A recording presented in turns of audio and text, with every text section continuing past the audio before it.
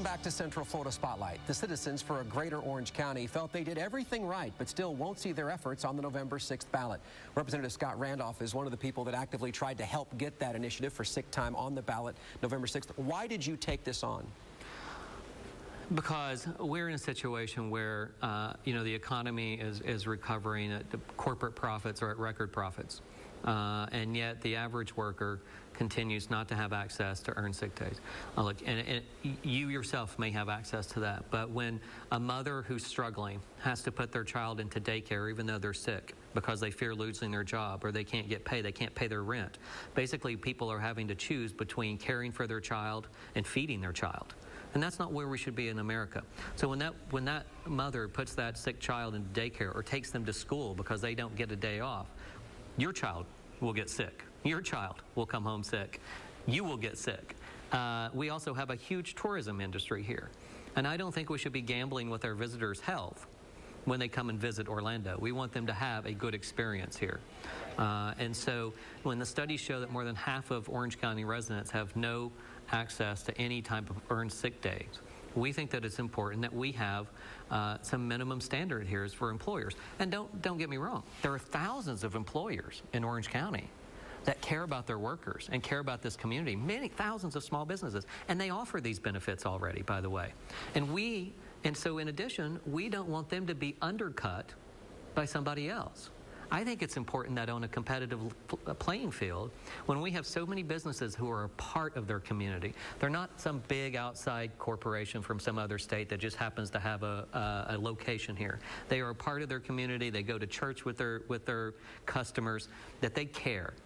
And I don't want to see them undercut because somebody else can come in and not care. So we're trying to set that minimum standard for caring in this community. Let's talk about you and your situation as an attorney. As you look at what has happened with the county charter, is there grounds for some legal action against individual commissioners?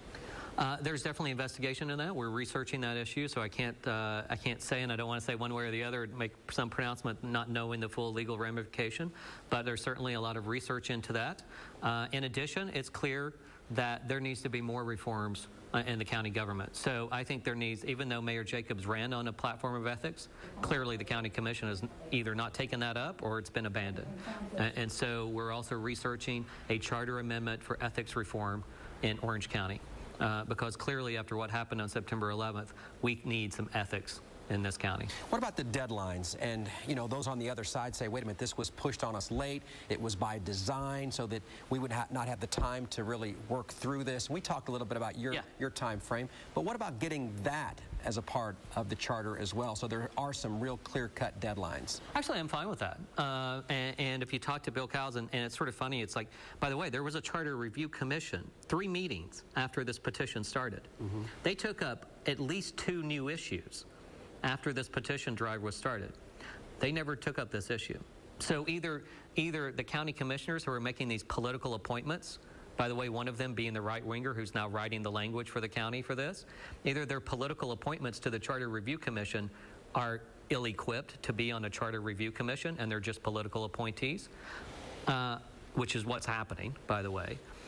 Because they could have addressed this issue. So it's not necessarily an issue that I don't think needs to be addressed. And it was addressed to the state with constitutional amendments, and there's a very set time frame for people challenging and everything like that. And you talk to the supervisor elections. When this provision was written, it was before federal laws about sending overseas ballots 45 days out, because that's really the deadline that we've run up against with the 45 days, is that he has to send only about 5,000 ballots.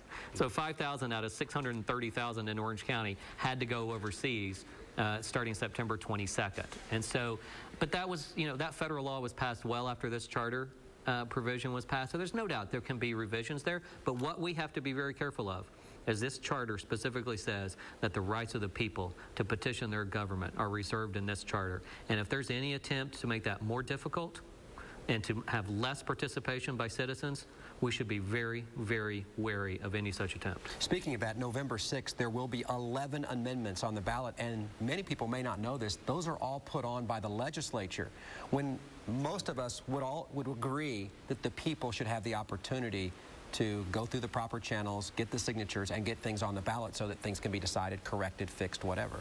And what's amazing is only 60% of the legislature needs to approve each one of those amendments. And the governor gets no say, by the way. That doesn't go to the governor's desk or anything like that. So barely a little bit more than a majority in the legislature gets to put constitutional amendments on the ballot.